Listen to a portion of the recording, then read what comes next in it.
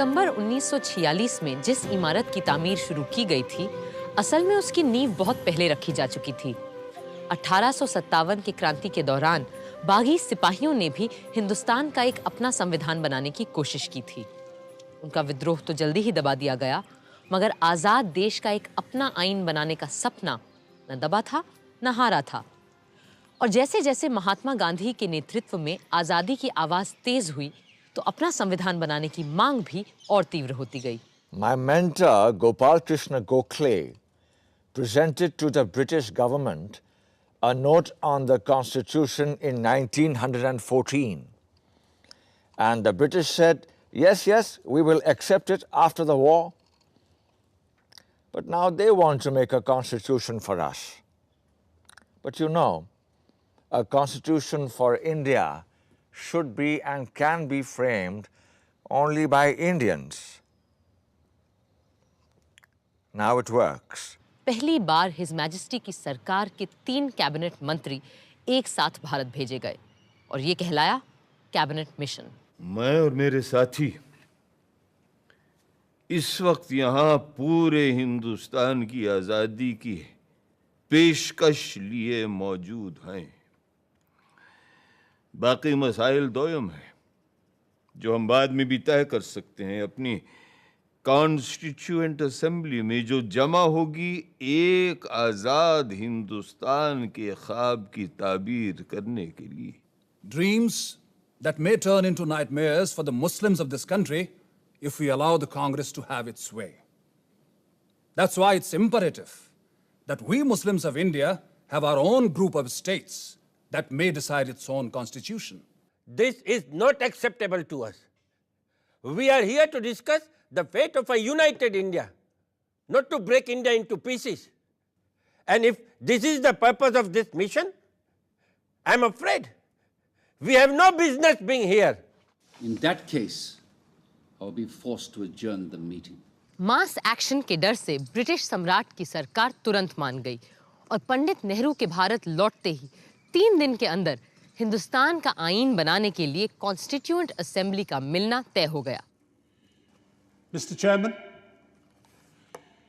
the resolution that I am placing before you defines our aims and describes an outline of the plans and points to the way which we are going to tread.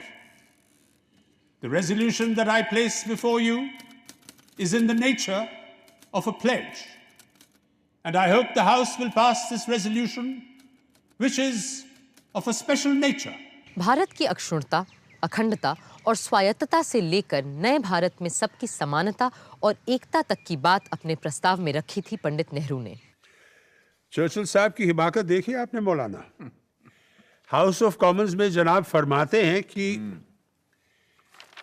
any attempt by the Congress party to establish Hindu rule on the basis of majority will be fatal to any conception of the unity of India. This unity was a superficial appearance imposed there by the long generations of British rule. And it would pass away once the impartial guidance from the outside is withdrawn. My charge is that the Muslim League has been encouraged by the attitude of the British to imagine that if it does not come, it may be able to veto the final decision of the Constitutional Assembly. Doctor Shyama Prasad Mukherjee के ठीक बाद पहली बार संविधान सभा में बोलने खड़े हुए doctor Bhimrao Ambedkar. Today, we are divided politically, socially, and economically. We are a group of warring camps. And let me confess that I am probably one of the leaders of such a camp. But sir, I'm quite convinced that given time and circumstances, nothing in the world will prevent this country from becoming one. संविधान सभा का अगला यानी 5वां सत्र शुरू होना था एक बहुत ही ऐतिहासिक दिन, 15 अगस्त 1947। जब आज वर्षों के संघर्ष और जद्दोजहद के बाद हम अपने देश के शासन की बागडोर अपने हाथों में लेने जा रहे हैं, हमें उस परम पिता परमात्मा को याद करना चाहिए जो मनुष्यों और देशों के भाग्य को बनाता है। अब पंडित जवाहरलाल नेहरू अपना प्रस्ताव प्रस्तुत करेंगे। चंद मिनटों में यह असेंबली पूरी तौर से आजाद खुद मुख्तार असेंबली हो जाएगी और नुमाइंदगी करेगी एक आजाद खुद मुख्तार मुल्क की। Long years ago, we made a tryst with destiny, and now the time comes when we must redeem our pledge. Not wholly or in full measure, but very substantially. At the stroke of the midnight hour, when the world sleeps, India will awake to life and freedom.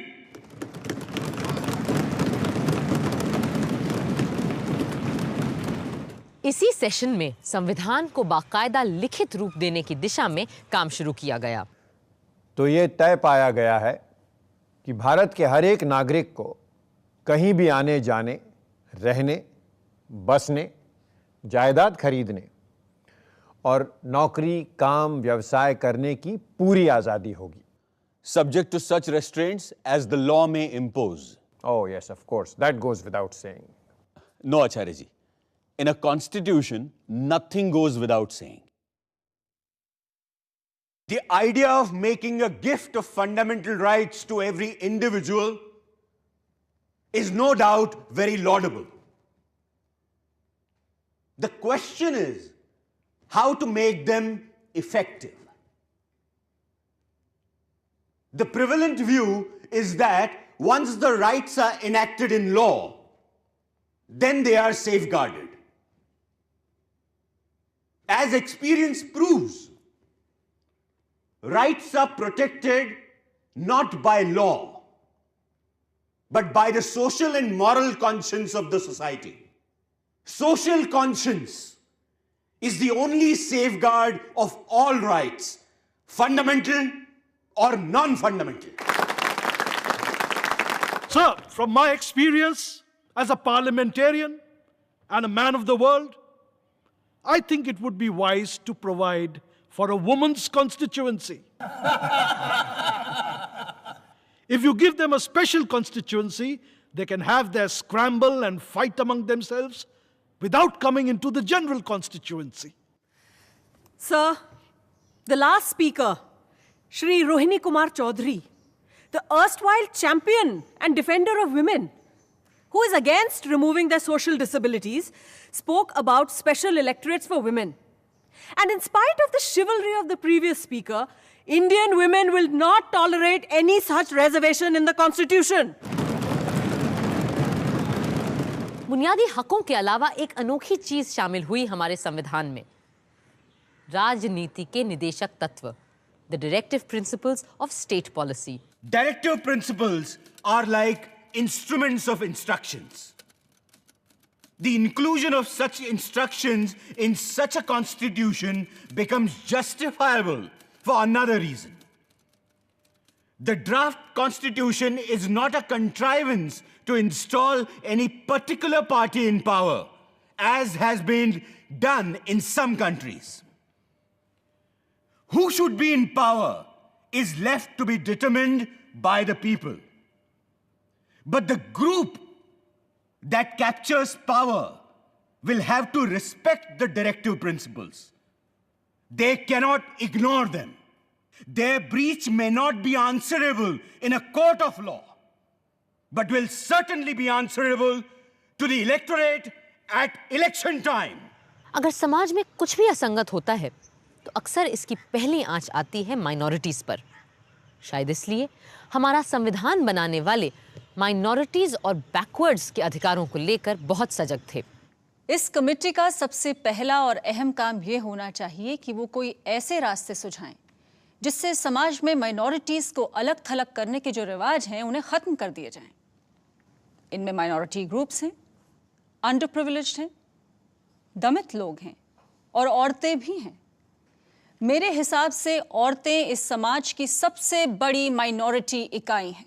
कितने दिनों तक हम ये रक्षा कवच प्रदान करेंगे, ये भी हमें तय करना होगा, और ये कि कब इसे समाप्त कर दिया जाए।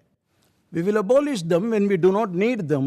नहीं, हमें अपने लिए एक समय सीमा तय करनी पड़ेगी कि इतने दिनों में हम अपने समाज से पिछड़े और अगड़े वर्गों का भेद मिटा देंगे, जिसने सदियों से हमें बांध कर रखा हुआ है।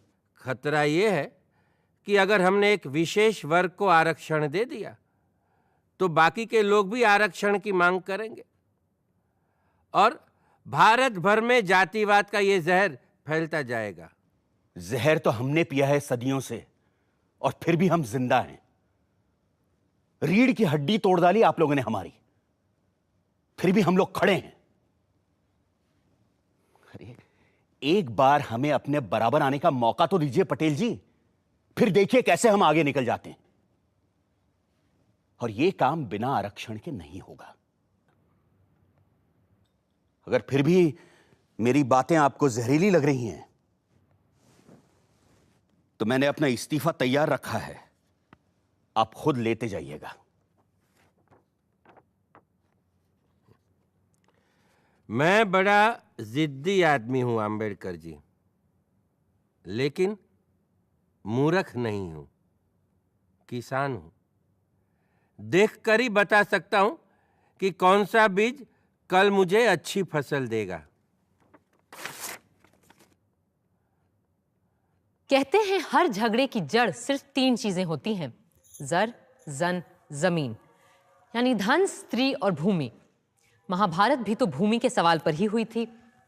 फिर कैसे हमारे देश के बड़े जमींदार और राजे रजवाड़े अपनी जमीनों को नए देश और संविधान के चलते इतनी आसानी से हाथ से चले जाने देते। नो प्रॉपर्टी मूवेबल और immovable of any person or corporation, including any interest in any commercial or industrial undertaking, shall be taken or acquired for public use unless the law provides for the payment of compensation for the property taken or acquired and specifies the principles on which and the manner in which the compensation is to be determined. सभापति महोदय, आपके आदेश से मैं एक संशोधन पेश करना चाहूंगा कि खंड 19 में मुआवजे से पहले शब्द उचित जोड़ लिया जाए। लालच बड़ी बुरी बला है। मैं साफ कर देना चाहता हूं कि हमारे संविधान में जमींदारी उन्मूलन और भूमि सुधार लाए ही इसलिए जा रहे हैं कि हम संघ के सामाजिक उद्देश्यों को पूरा कर सकें। क्या ये बेइंसाफी है? क्या ये काफी नहीं है कि चाहे कोई अपनी जमीन से कितना कम क्यों ना कमाता हो, हमने उसकी भूमि का कम से कम 8 गुना तो पैसा उसे दिया ही है। संविधान सभा में जितनी तीखी गरम बहसें भाषा के सवाल को लेकर हुई, उतनी किसी और विषय पर नहीं हुई। महोदय, मेरा मत है कि हिंदी और केवल हिंदी इस देश की राष्ट्रभाषा हो सकती है। जहां तक दक्षिण भारत के नागरिकों और सदस्यों का सवाल है, मैं स्वीकार करता हूं कि कुछ वर्षों तक कार्यवाही को अंग्रेजी में चलाना होगा।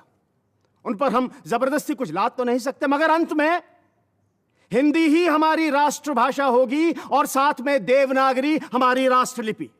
I would, sir, convey a warning on behalf of the people of South India, because there are already elements there who want separation. And it is up to us to firmly try and keep those elements down. And my friends in UP, do not help in any way by repeatedly flogging their idea of Hindi imperialism. Sir, it's up to my friends in UP to have an undivided, unbroken whole India, or it's up to them to have only a Hindi India. मुझे ये देखकर सख्त मायूसी हुई कि इस तरफ से लेकर उस तरफ, यानी कि हर तरफ तंग ख्याली छाई हुई है। मैं ये कहना चाहूंगा कि ऐसा तंग दिमाग लेकर हम दुनिया की बड़ी कौम हरगिज नहीं बन पाएंगे। हिंदुस्तानी के खिलाफ जो भी कुछ कहा गया उसमें से इस बात पर सबसे ज्यादा जोर दिया जाता है कि अगर हिंदी की जगह हिंदुस्तानी को इख्तियार कर लिया गया तो उसमें उर्दू के लिए गुंजाइश पैदा हो जाएगी। मैं जानना चाहता हूं कि अगर इस तरह की गुंजाइश पैदा हुई तो कौन सी कयामत टूट पड़ेगी, कौन सी कयामत टूट पड़ेगी। ऐसे हालात में एक विशेष कमेटी बनाई गई और श्री के.एम. मुंशी और श्री गोपाल स्वामी अयंगार को कोई ऐसा फॉर्मूला इजाद करने का काम दिया गया जिससे भाषा के सवाल पर सब संतुष्ट हो सकें। The final decision is that we should adopt Hindi as the language for all official purposes of the Union under the Constitution. The subsidiary decisions were that we had to keep English going for a period of 15 years until Hindi could establish for itself a position in which English stands today. No, no, no, no. हमारे आईन का ऐसा framework जरूरी है जिसमें federation के साथ एक मजबूत मरकज भी हो।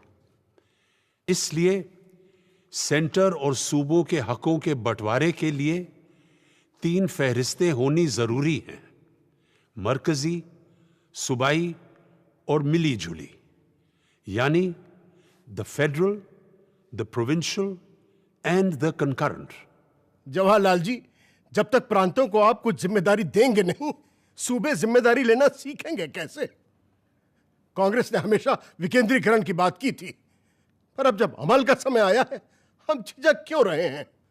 वैसे भी मेरा मानना है कि भारत जैसे विशाल देश को केवल दिल्ली से नहीं चलाया जा सकता है। However much you may deny powers to the center, it is difficult to prevent the center from becoming strong. Conditions in the modern world are such that centralization of powers is inevitable. On the other hand, we must resist the tendency to make it stronger. It cannot chew more than it can digest. Its strength must be commensurate with its weight.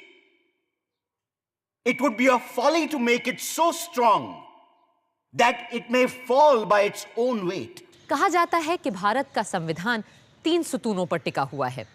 The 3 pillars of our democracy are the legislature, the judiciary, and the executive. Now to the question of the relationship between the legislature and the judiciary.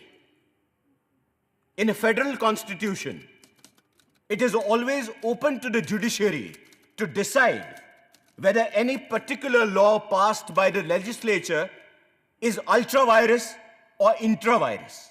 For myself, I cannot omit the possibility of a legislature packed by party men making laws which may abrogate and violate the fundamental rights affecting the life and liberty of an individual. At the same time, I do not see how 5 or 6 gentlemen sitting in the Supreme Court examining laws made by the legislature by dint of their own individual bias and prejudice be trusted to determine which law is good and which is bad. संविधान सभा के इस खूबसूरत central hall में 3 साल में बहुत से प्रस्ताव, अनुच्छेद और नुक्ते रखे गए, पास किए गए और बिल्कुल अंत में पारित हुई हमारी उद्देशिका यानी प्रियम्बल, जो संविधान में सबसे पहले आती है।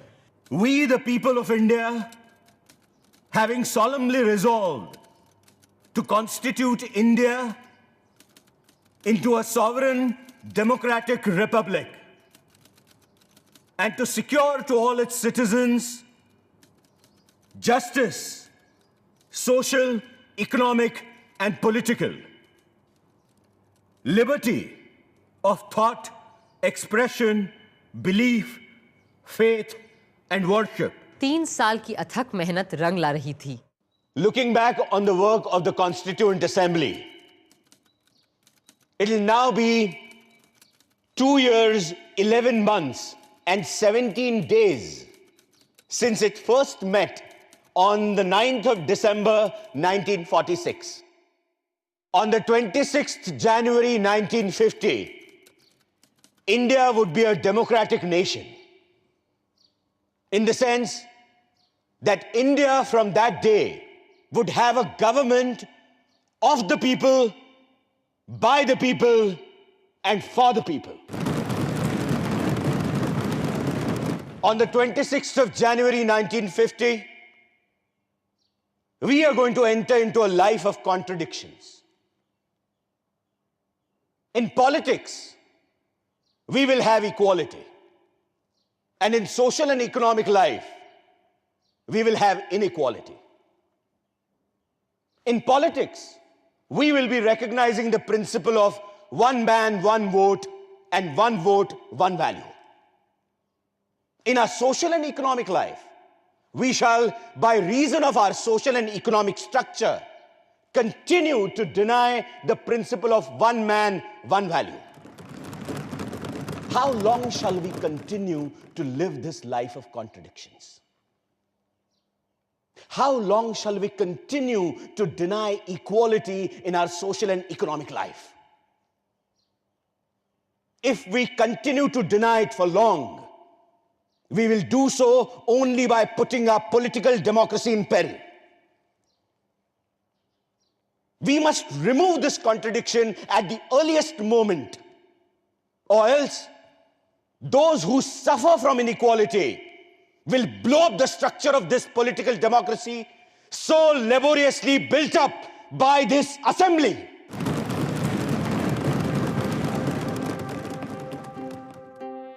आज 6 दशकों के बाद जब हम मुड़कर अपने संविधान की ओर देखते हैं, तो हैरत होती है इस दस्तावेज को बनाने वालों की सूझबूझ पर।